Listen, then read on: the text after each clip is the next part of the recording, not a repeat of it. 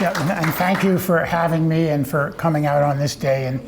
And if you've ever gone to the White Mountains, this is the perfect day. This is the way the weather is like 9 days out of 10.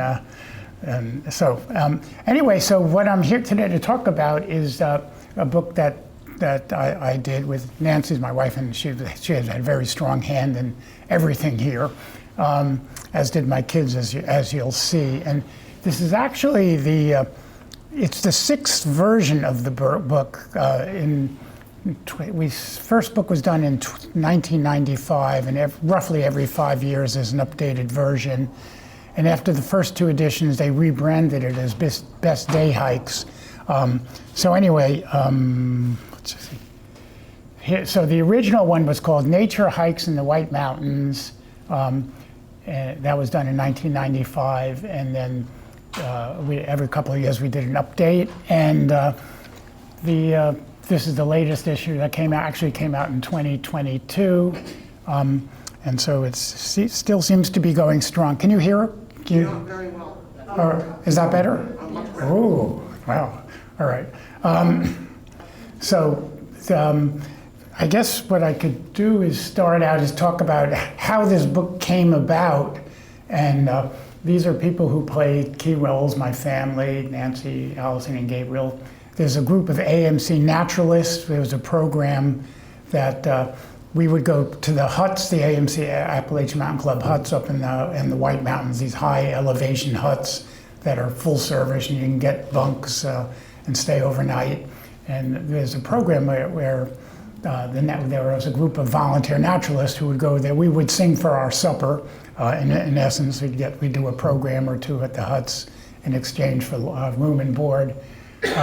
Walter Graff and Nancy Rick were 2 AMC staff people. Walter's retired, he was a vice president, and Nancy Ritger is still working there at the Highland Center in Crawford Notch. She's still the program person there, and they provided a lot of advice and encouragement. Steve Smith is the guru of hiking in the White Mountains. If you've ever seen the really thick 600 hikes, AMC White Mountain Guide, Steve has been the latest author of that, and he's just an incredible resource and reviewed stuff. Dykes Oostrin is a professor of geology at Bates College who reviewed some of the sections where I talk about geology. Editors at AMC Books. The way this book really came about was Gordon Hardy's a friend of ours, who's happened to be at the time was the editor of AMC Books and knew that I was an AMC naturalist. And at one point, this was before we even had any children, so it was before 1993. He said, "You know, it would really be nice to have a book for families, who are no longer, let's say, or the people who now have children, so that maybe they can't do." The really rigorous hikes, but still want to get up there. And he was kind of looking at me, and he knew I was part of that. And so I said, well, I think maybe I can do that. And so that's in essence how it happened. And we started out with that small version, which only had 44 hikes, because I sort of ran out of gas, and we needed to get it into publication at the time. But now it's 60 hikes, and we've been going through it ever since, every 5 years. Photographers, you see a lot of pictures that are in the book. most of them, or a lot of them I took or Nancy took, and then some of them are done by friends, and some of them are done by professional photographers or AMC, people AMC uses. And the last two couples on the list are people we stayed with. So Leslie and Gary live in the West Bethel, so they're in the kind of the Evans Notch section of the White Mountains, and Ed Quinlan and Leslie Nelson live in sort of the general area of Waterville Valley. They're in Thornton, and so we would often stay with them, and they would give us advice and go hiking with us. Anyway, if you're not familiar with the White Mountains, we're in north central New Hampshire. It's a national forest, one of the first national forests in the East, when I guess people in Washington, D.C. just realized that, hey, there are national areas of national significance in the East. It's just not all out in the West. So it's that whole central area of New Hampshire that we're talking about, and it's a very large area. And this is the latest edition. This is a kind of a locator map for the different hikes. There, like I said, there are 60 in there now. And you can see they're spread out from pretty much from west to east throughout the whole area of the White Mountains, up through the North Country region, Kilkenny region up on top there, down through Waterville Valley and east and west. And so I tried to go for geographical variety, because sometimes if you come, depending on where you're coming from, sometimes it's easier to get to certain parts of the White Mountains than others. And this is just my hat's off to the volunteer naturalists. This happens to be somebody named Darrell Borst, who was a professor at Quinnipiac University, who was giving us a lecture at the time. And this is somewhere just outside of the Highland Center, actually, around Ammonoosuc Lake. And he was talking about freshwater sponges, which are, it was great to be with this group of lively naturalists who knew each of us contributed things from our own area of expertise and enthusiasm. And they certainly have had a strong influence on this book. Okay, and this was a family project starting in 1994. And if you've ever met our daughter, that's her at age 1. And here she is already doing her own hike, and she contributed a lot to the latest edition. As I've gotten too old to do some of the hikes, my son and daughter have really stepped up and helped in the latest edition. So, and here's our son looking at the Mount Pemigewasset Trail, and this is the same person. It looks a little different in 2021. So, what makes a favorite hike? This is something, I think we all have what we like about hiking or what we want to see. And these are just some thoughts that I had about what makes a hike a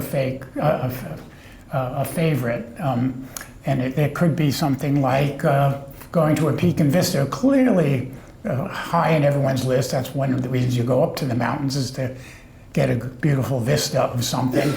And then typically water features are good, particularly when you're hiking with children. Because, you don't necessarily always want to walk through what's called a tunnel of trees, but you want something interesting along the way, like streams, lakes, cascades.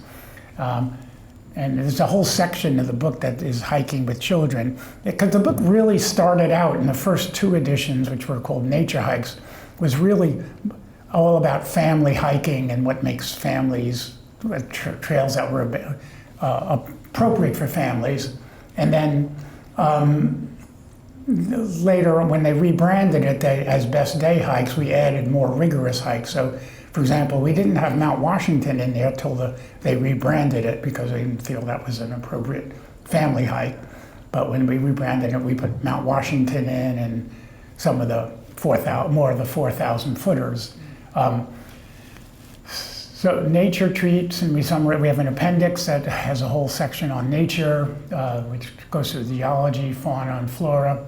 Hikes to huts, There's a whole wonderful culture that the Appalachian Mountain Club has. There's 8 backcountry huts where you can stay overnight, give you meals, breakfast and dinner, and get information, meet the very energetic crew who will help entertain you as well as feed you and keep you warm. And finally, of course, people want seclusion. They want to find a place that they're the first one to. Well, unfortunately, that one hasn't happened anymore. Particularly with the pandemic, we discovered how popular the mountains were. And so some of the trails that originally said, well, this is a good one because you're not going to run into too many people. Well, you may run into a few more in 2023, but nonetheless, there are some places that are a little more off the beaten track than others. So there's a section there, and this is Nancy's invention, a suggestion. And I must say, they do this. AMC started this. This was the first one in an AMC Best Day Hikes guide, and they have one now for a lot of the region. There's Berkshires, there's Greater New York, there's Philadelphia, there's around the capital area, there's southern New Hampshire, Vermont. But this is standard now of this matrix where you can get a very quick look at a hike, whether difficulty rating is, the round trip distance, the elevation gain, and how long it should take, which is always kind of depends on you, but it's an estimate. And then some of the highlights and then some of the features. So that's standard now. All right, so let's talk about peaks and vistas, hikes to peaks and vistas. This is looking north from Mount Passaconaway, which is one of the 4,000 footers, and certainly a lovely place to go. It's not too bad a hike in terms of difficulty rating, but it is just a great way to enjoy nature and be out there and get a great view of sort of feeling in the mountains. Looking out, that's Mount Carrigan is the most prominent lump there on the left. I guess it would be on your left side of your screen. And then there's waterfalls.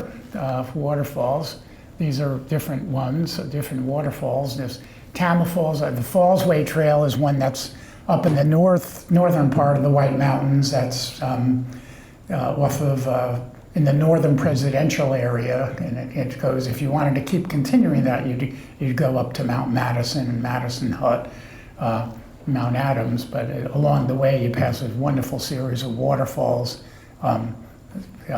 Too many waterfalls to count even.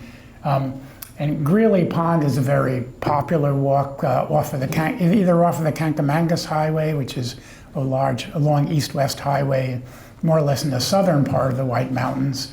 But you can also approach it from Waterville Valley, and you can actually, and it's a good place for cross-country skiing in winter.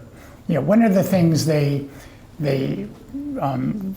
I did put in the book, and it was encouraged by the editors, it was winter as well as summer hiking. So what's good, what areas you could ski in, snowshoe in, and for that I really had to rely on testimony of other people, since most of our hiking is really done we certainly have done cross-country skiing, but I got a lot of advice from people like Steve Smith and others about what would be also appropriate for winter hiking. And hikes with children, there are certain ones that are hikes. This is the one on your left is called the Basin Cascade Trail, and we just like, children like just staring at and we like staring at flowing water. And the one on the right is my children, that was probably around 2009, I think, we did that hike. And that's actually the Falling Waters Trail, which goes up to Mount Lafayette eventually. It's a wonderful hike. And the nice thing about some of these hikes, at least in the book, is that you can do part of it. So that, for example, the one where I described the Falling Waters Trail, which is, you can do one of the classic loops in the White Mountains is go up the Falling Waters Trail, up to Franconia Ridge, go across, and the back down past Greenleaf Hut, down the bridle path, the old bridle path. But you don't have to do it all. You could go up to these waterfalls and have a wonderful hike and stay at a lower elevation and you just enjoy that, and depending on that, whatever your inclinations are or how much energy you happen to have that day. And that's described in the book, where you could stop and turn around and still have a great hike, even if you don't do the whole thing. Of course, blueberry picking is very, very important. There are two mountains in the White Mountains called Blueberry Mountain. This one's in the Evans Notch region. There's also one in the western part of the White Mountain, almost at the Connecticut River, Blueberry Mountain. But they're certainly, it's a great thing. We've certainly done a lot of blueberry picking and when we're camping, and then be able to get blueberry pancakes the next morning. So it's a fine thing. And then there are places, I remember there were places where you can't even, blueberries you can't get to because they're a little bit in too precarious a place, and then you see things like cedar waxwings which can fly, and you leave some of it over for the birds. There's plenty for everybody there, particularly in a good year. And natural features, these are some fascinating natural features. Deer Hill is in the Evans Notch section, which is the eastern part of the White Mountains, it's really, what's really nice about it, tends to be somewhat less well traveled than the sort of the Franconia Notch and the Presidential Range. The mountains aren't quite as high, so they're not quite as popular, but still wonderful hikes. And Deer Hill, there's this quicksand, which is a bubbling area. Almost you feel like you're in Yellowstone or something like that. It's a spring that bubbles up. It's not a hot spring. And rumor has it that a horse fell in there once and is down in there. But I don't think you'd ever want to really try and see that yourself or prove it, but that was years ago. And that's Janet Williams, who was one of the AMC naturalists, who unfortunately passed away a couple of years ago, but a wonderful birder, ornithologist, who was part of our group of AMC volunteer naturalists. And the one on your right is Pine Mountain is the smallest of the presidentials. If I don't have a real map of that, but if it's the sort of northernmost of the presidentials, and it's something like 2,600 feet, so it's not that tall, but it is part of that range of the presidential mountains. And it's got some wonderful geological features on it, and those are glacial scratches. You can see the direction of the northwest towards southeast on the rocks. It's also got some amazing tilting of the rocks, which I don't have a picture of, which you say, the beds of the rocks, which are normally, strata are normally horizontal, and there's some where they've been uplifted, so they're totally vertical. And so you go, wow, that's amazing. So you can see some amazing stuff there with geology. Because the White Mountains, I mean, historically it was probably the biggest exploitation of it was for the trees, but secondarily it was minerals. And glacial erratics, so that's Gabriel. At two different points in time, like this. This is along the Sugarloaf Trail, which is kind of around Bretton Woods. If you've gone to the ski area there, it's not far from the Bretton Woods ski area and Mount Washington Hotel. That section of the good thing I put the dates in there, so I actually remember when those were taken. So he was 9 and now 29. I'm sorry, 27. Okay, and there's another glacial erratic, Glen Boulder, a wonderful photo from our friend Ed Quinlan. And often they were doing the 4,000 footers, which is a whole nother topic of accomplishment that's now seems to be very popular. Our son has got one 4,000 footer left, and I think this was the last one they did. This is they stopped and did past Glen Boulder and then went on to Mount Isolation and took this wonderful photo of a rock. And this one you can see from Route 16 if you look on the side of Mount Washington, if you're driving up Route 16, not far from Pinkham Notch, the AMC facility there. You see that. Oh, of course, animals are always big there. Sometimes you're lucky and you get to see them. Nancy and I have a standard joke that we never see a moose in New Hampshire, so that picture was actually taken in Maine. I have seen one or two in New Hampshire, but maybe they're a little more obvious in Maine, I don't know. But squirrels and snakes and all kinds of things, certainly a lot of chipmunks. And friendly birds, that's always a, whoops, let's see, friendly birds. Spruce grouse is a small chicken-like, not small, medium-sized chicken-like bird that is very tame. I remember seeing them standing right in front of us and dusting itself on the trail and birds do that to presumably help it get rid of parasites, and it was just sort of dusting its wings and spreading sand or dust over itself. Gray jays, those are very tame. The interesting thing, they will take your lunch if you let them. I think I once had a stale peanut butter and jelly sandwich that they went after and got it. I think it was on Mount Crawford. And another interesting thing about them is they are used to hang around logging camps, and the rumors, at least among the loggers, and this is 100 plus years ago, is that they represented the souls of reincarnated souls of loggers who had been killed in accidents, which is why they seem to like to hang around logging camps. So a very nice bird. We've seen them out west. They're all across the country. We saw them on that hike to the Cascades that we took in the Cascades. But you see them in Mount Zealand. Another good place for them is Speckle Mountain. But you generally have to be fairly high up. And then loons, of course. We were lucky at the Sawyer Pond, which is, if you want a very relatively easy first backpacking trip for you or your children or grandchildren, Sawyer Pond is about 1.5 miles. It's a fairly gentle trail. It's got a lean-to and about 5 tent platforms on this beautiful pond. So, in the pond you can go swimming in the pond, and you can just enjoy the ambiance and stay overnight and go back the next day or stay as long as you want. But it is a lovely spot, and it was I think it was our children's first backpacking trip in the White Mountains there. So we did that.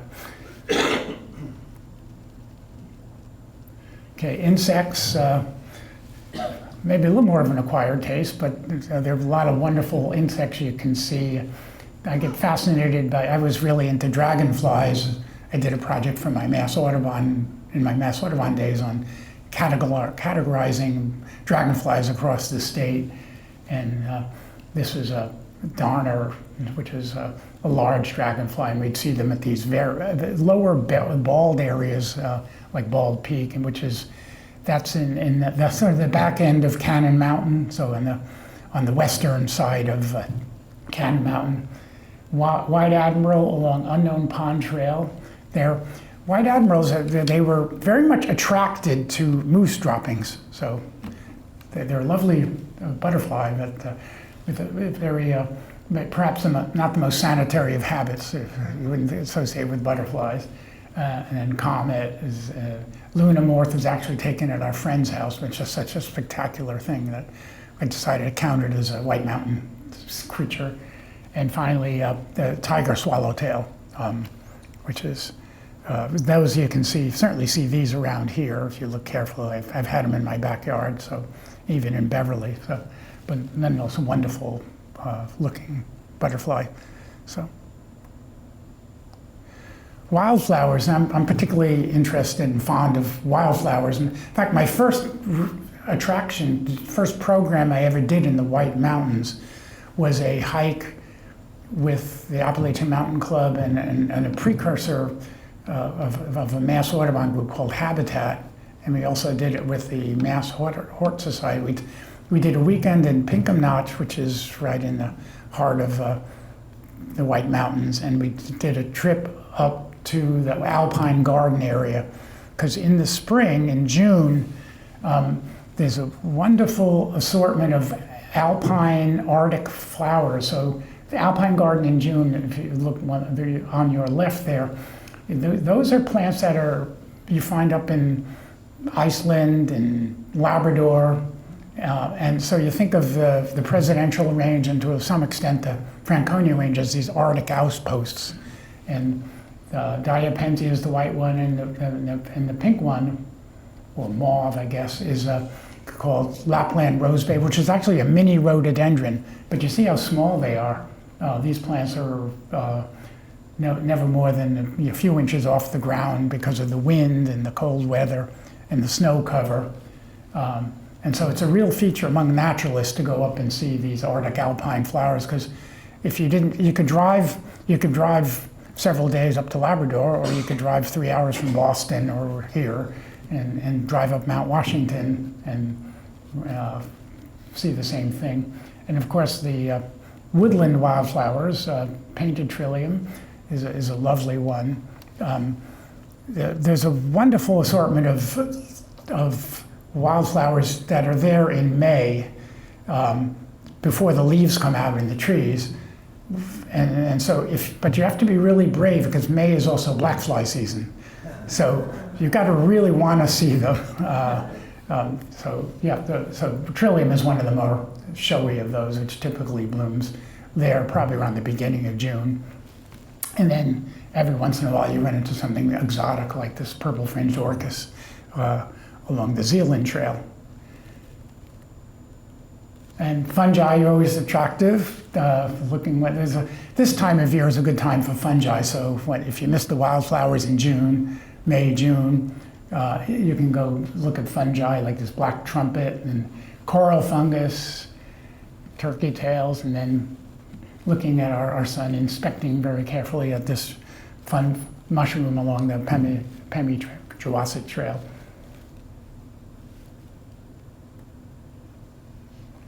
All right, and I mentioned we included in the later editions of the book more on the off-season trails that you can hike. Nancy and I had a wonderful hike along the 19-mile Brook Trail, which is it's east of Pinkham Notch, and it goes to a Carter Notch hut, which is open all year on a caretaker basis, and they do keep a fire going, so if you really need to warm up, you can go into the main building and warm up, and then you go back into your bunk and bundle up in your sleeping bag. And then there's Mount Israel is actually in the southern part of the White Mountains, around Sandwich, the town of Sandwich. But there's some wonderful hiking you can do, and it has the two advantages. There's many less people, and also the leaves aren't on the trees, so you tend to be able to get more vistas without having to hike necessarily up to a ledge or a peak. So it's a very nice time to go hiking if you don't mind the cold, and if you certainly need the proper equipment. Yeah. Our son did a whole course through the AMC on winter hiking, and he was out almost every other weekend past winter. Testing out and learning how to do it. Okay, so these are some of the classic hikes. I would call them classics. They're kind of on everybody's list of favorite hikes, getting back to that theme of what are favorite hikes. There's Mount Washington, as I mentioned. There's a couple of things. The June in the Alpine Garden is once again one of the features. See, my orientation is more towards what's the nature have to show you, even more than getting up to the very top of a peak. So, but that's just me. But you can also go. There's also wonderful flowers later in the season in Tuckerman's Ravine, in the ravines along the waterways where there's yellow flowers called arnica, which is, I think if you're into herbalism, it's one of the herbs that people talk about, and a bunch of other ones, but it's just another nice time to be out walking, and perhaps the weather's a little more reliable than in June. First time I went up to the White Mountains, I did a backpack, not first time, but first time I did a backpacking trip with my brother in June. We had like 2 feet of snow, so but it's very typical. Okay, Franconia Ridge, I mentioned that, but that's, to me, it's just a incredibly scenic ridge. And one of the questions I asked the geologist, if you saw the presidential range, it's very broad and flat, and this one, Franconia Ridge, however, is more pointy and sharp, so you feel like you're walking on the Great Wall of China or something like that along the Franconia Ridge Trail. That's Nancy and Allison on the trail there. And it had to do with just the mountain glaciers which happened to hit this area and gouge out the sides and scoured out the sides. For some reason that didn't happen in the presidential range. So nonetheless, incredibly scenic. And this is part of that loop I mentioned before, which with the Falling Waters Trail, where I showed you the waterfall and our 2 children. And if you do the whole loop, this is what you'll get to on a nice day. Yeah, nice thing about having these turn-off places, if the weather turns, you can always back off. But if it's a great day, you can be treated to this. Nobody else there? Yeah, nobody was there. This was, forget what time of the year it was we did this hike. But yeah, it was amazing. Yeah, this was before pandemic, of course.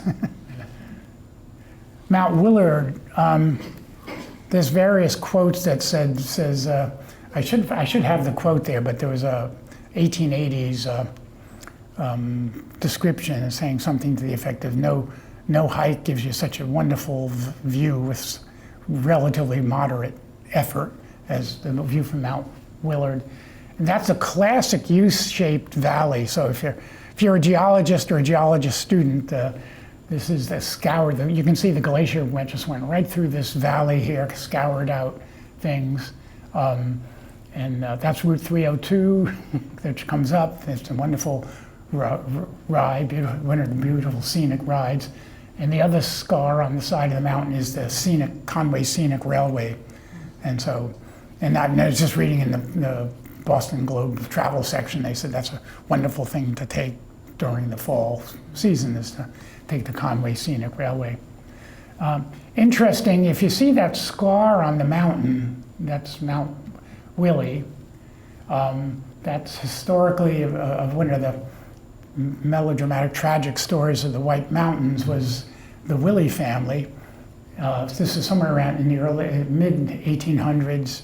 They had a house roughly below that scar when there weren't too many people living there.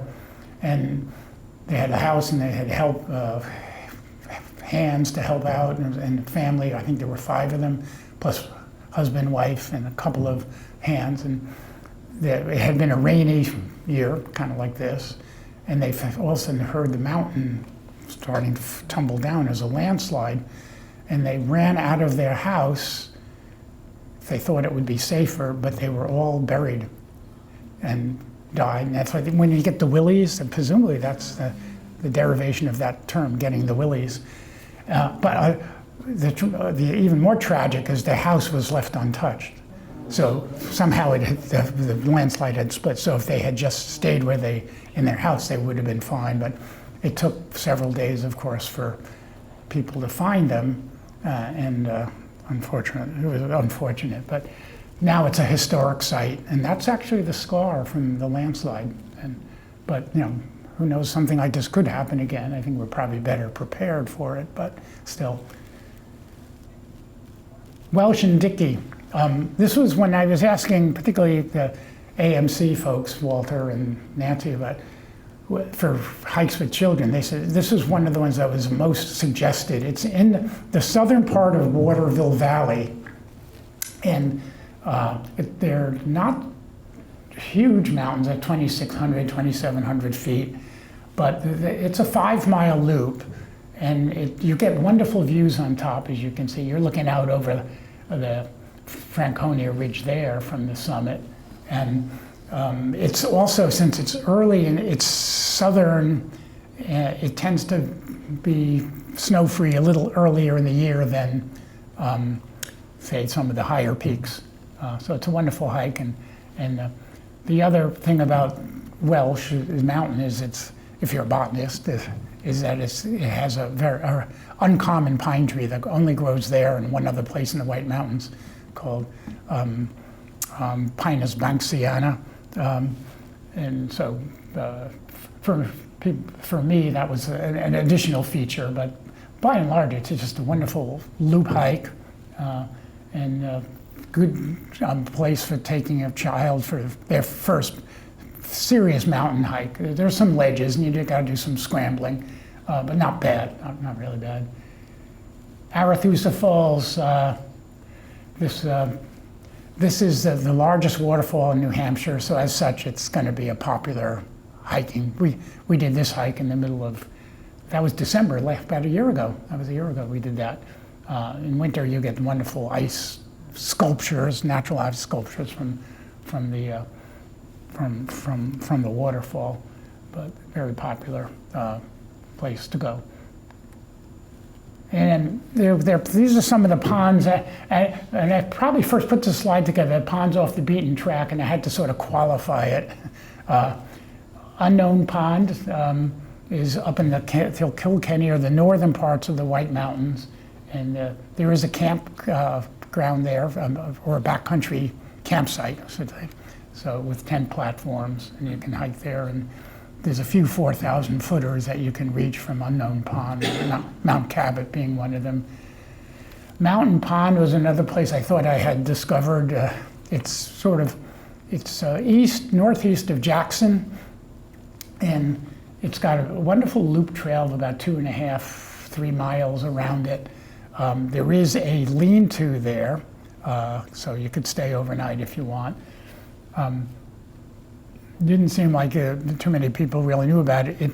The other thing about some of these hikes, and Mountain Pond's a good example, you reach it from the trailhead, you have to go 4 miles on a dirt road, which they don't plow in winter. So that's written in the book, the certain hikes that are pretty much inaccessible in winter because the road access is not plowed. A Mountain Pond is one of those. Shell Pond is some more recent, that was added to the last edition of the book. What's always hard about putting these hikes is when they tell me they want 5 new ones, because they always say, we want you to be able to say 5 new hikes. That means I have to subtract 5, so it doesn't get too big. So it was always a challenge to figure out which hikes are no longer functional, so anyway, but Shell Pond was just so lovely. You see a beautiful fall day, a lot of wildlife. There were beavers and various waterfowl here, so it was just very, very nice. Very nice, and a very level walk, so this is a great one for kids. It's about, I think it's 2.7 miles, fairly level, but beautiful vistas on a beautiful fall day. Mount Eisenhower. Now you guys have done that one, right? Yep. Mount Eisenhower, you see, we just got back from being out west in the Tetons, and one of the nice things about when you hike out west, they actually believe in switchbacks.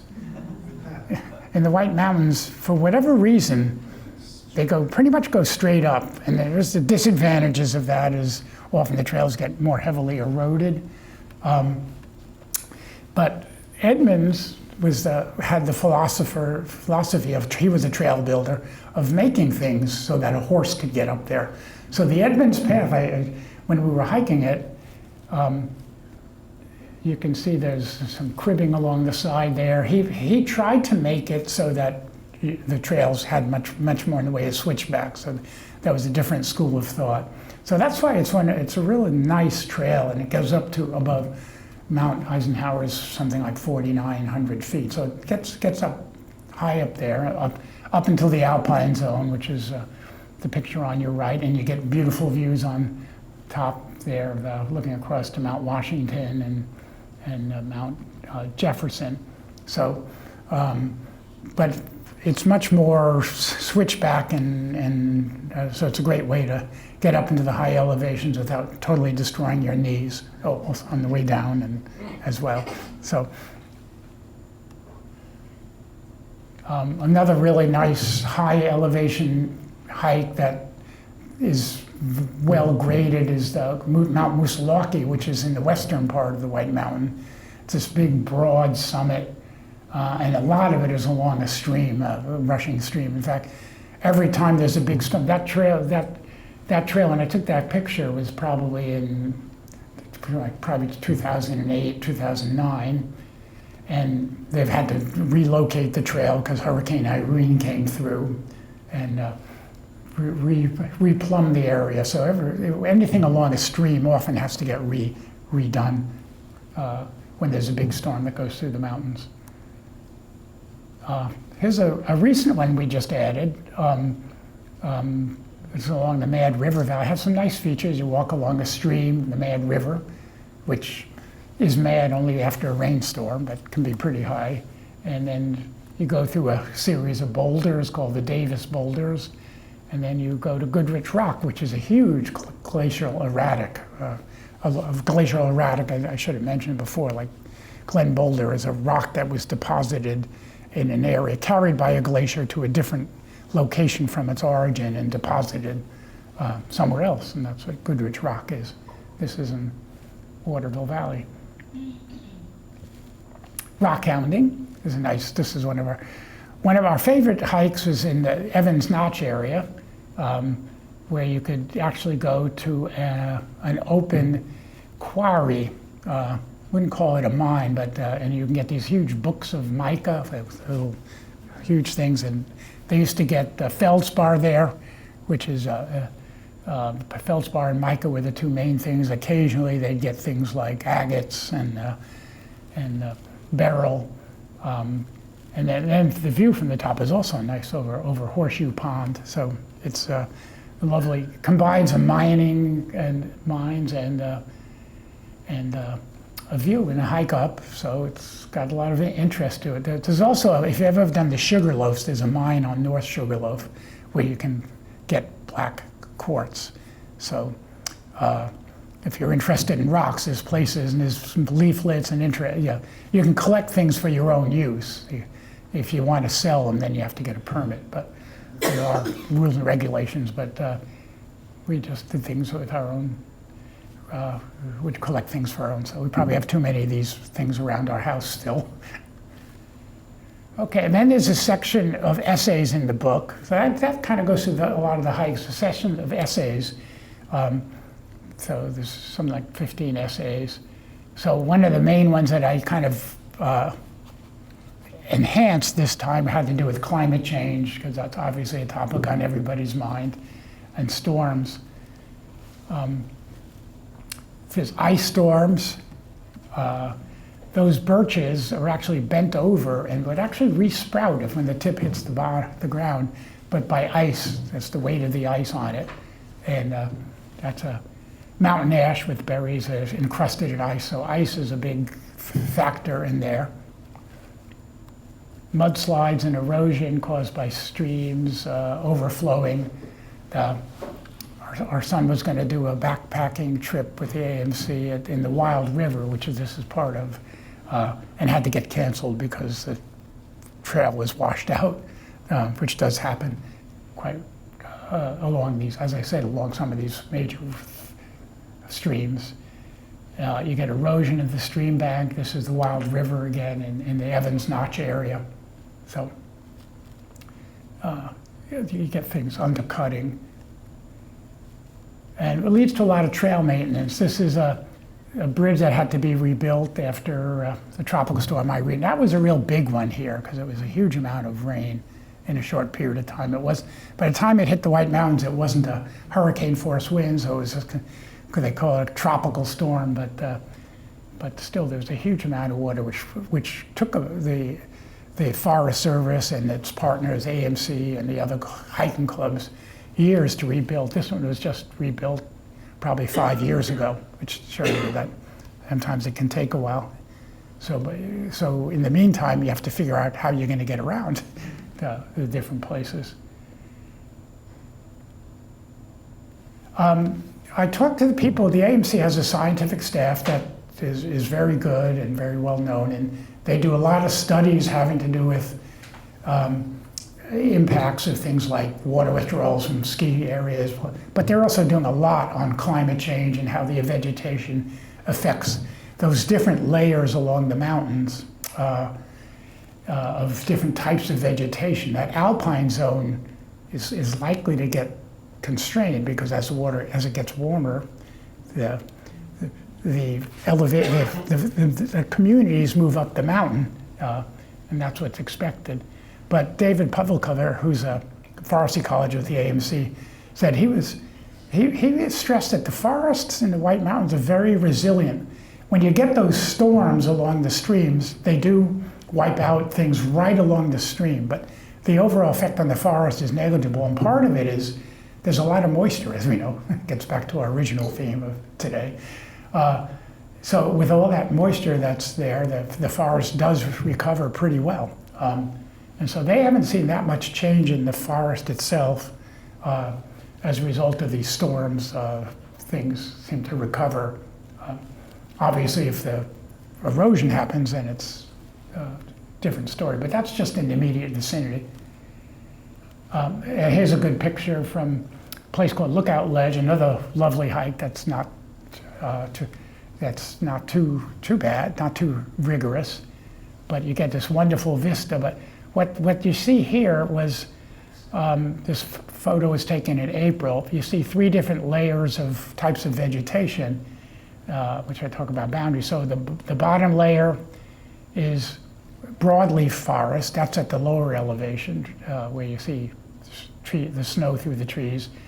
The dark layer on the side of the mountain is a boreal forest, which is more typical of northern part of Canada or mid part of Canada, but also here in the White Mountains and anything above like 2,500 feet, 2,000 to 2,500 feet up to about tree line. And then there's the alpine zone. So there's a boundary between the northern hardwoods and the boreal forest and the alpine zone.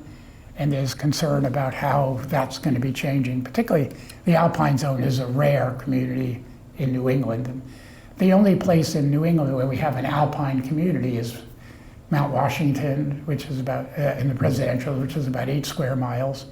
There's probably about maybe 1 square mile along the Franconia Ridge and less in Mount Mansfield and in the Adirondacks. So Mount Washington, well, the presidential has a lion's share of alpine habitats in New England, and that's a concern. But though lately, at least the short-term results is things haven't changed all that much. So there may be interesting things going on with wind and exposure that keeps the forest more or less, and the alpine zone more or less maintains the boundaries that we see, because it's not just temperature, there's also exposure and wind. And as you've probably heard from Mount Washington in that area, it gets a lot of wind up there. So still remains to be seen, and it's something the Appalachian Mountain Club and its partners are looking at. Now there's logging history. One of the essays has to do with logging history, and that's a very strong part of the history of this area. There's still logging that goes on, but it's done in a much more circumspect way than in the around 1900 was the height of logging, where whole areas were just clear cut. And Zealand was one of its prime areas where it was logged, cut down, and then they had logging railroads which had sparks, and they had huge forest fires as well as logging. So Zealand, and then the area around the Pemigewasset Wilderness, which is if you've gone up the Kankamangas Highway, that area there was a very intensely logged area. But what's amazing is it all grows back. See, if you go there now, if you hike this now, you wouldn't even know. In fact, this vista is grown in now. It used to be my favorite vista just about from the White Mountains, and you stand right at a bench outside a Zealand hut, and now it's all grown in. So this picture was taken 20 years ago, or 30 years ago almost. Lincoln Woods Trails, that very straight trail was because was a logging railroad trail that went in there and took the logs out. Makes it for now a very easy hike or cross-country ski trail. And the Wild River Valley, the town of Hastings Wild River, once again, is in the eastern White Mountains in Maine, the border of Maine. And there's actually down there was a town called Hastings, which used to have a post office, bars, school, and then the Wild River at one point around 1910 lived up to its name and wiped everything out, and it was never rebuilt, the whole community. So logging is certainly a strong part of the history. So one of the essays deals with the logging history. Bird guilds. Yeah, I work for Audubon. I got to put something in about birds. So these are the different bird guilds. Are you leave hiking along? I think we've maybe all had this experience where you'll see nothing, then all of a sudden you'll see this group of birds will come by, and they're usually different species: chickadees, juncos, nuthatches, sometimes the woodpecker, other things, and they'll come by all together, and then they'll be gone. They're kind of like they're traveling. Guilds are from the old Dutch, union type of cooperatives. They seem to be interacting. They each have different roles they play, different ways of feeding, so they don't compete. And then having more eyes there to look out for predators so you'll see these guilds of birds as you're hiking along. Beavers, very strong. A lot going on with beavers. We had this one beaver just kept coming closer and closer to us. Even though we had a dog with us, this was Maya, didn't seem to mind, but beavers have had a very strong effect on the landscape. They create dams. Sometimes the dams will evolve into meadows. And so, as around here, beavers are having a very strong effect. So, essay on beavers. And finally, the last thing to talk about is just the history. There's an essay, a couple of essays having to deal with the history.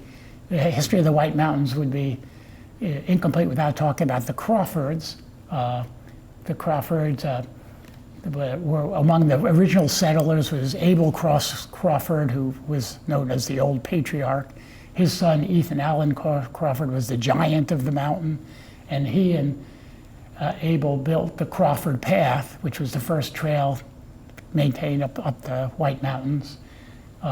And people like Thoreau went up the trail, and a bunch of other notables.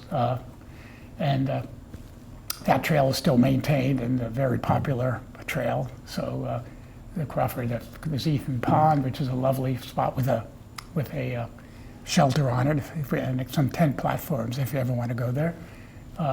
So they're part of there's a whole book by Lucy Crawford where she describes a lot of the early times in the White Mountains. She's the one who really talked about the incident with the Wiley family. If you want to read more about it, it's a history of I think it's called History of the White Mountains by Lucy Crawford, Ethan's wife. Finally, the last thing, we did this hike about a month ago, and it goes to Bridal Veil Falls. This is one of those interesting, I find it an interesting anecdote, I guess I'll say. So it's a lovely walk in the backside of Cannon Mountain, a waterfall, lovely waterfall. And it used to be popular there was a place called the Sugar Hill Inn, which is west of this. And in the old days, people would go there, and the guests would ride on horseback or hike along this Copperline Trail, which goes to Bridal Veil Falls, and enjoy the ambiance. And one of the people who used to come there was Betty Davis, the actress. And she used to come stay there, and they said that she used to be there for kind of as a great retreat from her intense period of movie making in Hollywood. And there was a person who was Farnsworth, whose job it was to make people happy at the end and be a guide, sort of like a facilitator and a guide. So he would take people out to these along the Coppermine Trail. And the short of it was she fell in love with him. So at one point she deliberately got herself lost on the trail, knowing that he would be sent to find her. And he did. And the short of it was they ended up getting married, and they actually lived in the Sugar Hill area for a while. Unfortunately, a tragedy stuck, and he died a couple of years later. He fell down some stairs.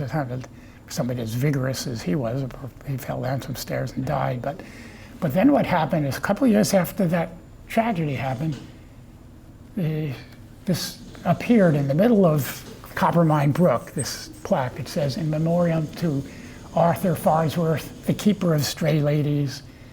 Peckett's was the name of the inn, presented by a grateful one." So, and Nancy and I, we found this when we were looking first time in 1995 for the first edition. We looked about 2 years ago, didn't find it, but we just went out this last year and found it again. It's a little different because we couldn't get, the stream has changed a bit, but if you look really carefully and follow the directions, you might get lucky and see it along the Coppermine Trail. So a lot of interesting stories. And that's it. Thank you.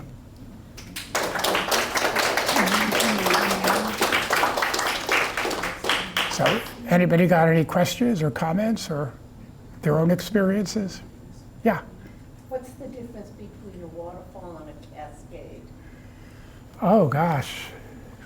Well, I think of a cascade as, I would say a waterfall is a type of cascade, but cascades could be smaller or larger, where water tumbles off. But I don't know if there's a real technical distinction. Yeah, never thought about that. I'll have to look that one up for sure. But I would say I think of a cascade as, you think of a series of cascades as rapids where the water is tumbling around but isn't necessarily falling from a height. Waterfalls from a height. Yeah. Yeah. Just one thing, the photographs are beautiful, incredible. But also, do you have to make reservations when you're going to plan on being in a hut? Oh yeah, yeah. 50 years ago you didn't, but now you need to make them. You guys just did it, so I would say certainly for a summer weekend, but you really need to make reservations whenever you want to go. Yeah, I would say even during the week. Yeah. Well, they will accommodate emergencies. When we were up there this past week, there were several groups that were staying in a higher hut that, the hut masters would communicate and say, we've got 6 of your people, so don't expect them for dinner. And, we had to change our plans because it was like thunderstorms, so we stayed in a lower hut. But yeah, if they can accommodate you. Yeah. Yeah, the hut crews can talk to each other, so, and there's certainly weather contingencies that happen and that require you to change, so. But definitely 466-2727, 603 is the number, if you want to call. But I would assume you could do it online as well, yeah. Okay, anybody else? I've got some books to sell if you're interested, and thank you for coming. Thank you.